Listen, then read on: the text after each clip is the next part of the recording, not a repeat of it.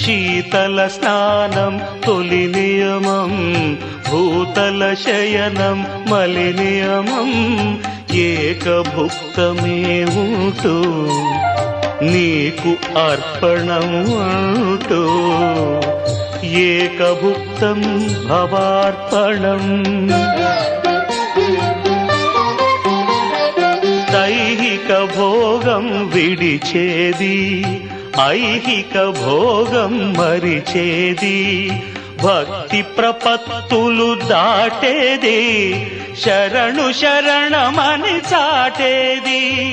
స్వామి శరణం అయ్యప్ప శరణం, స్వామి శరణం అయ్యప్ప శరణం, స్వామి శరణం అయ్యప్ప శరణం.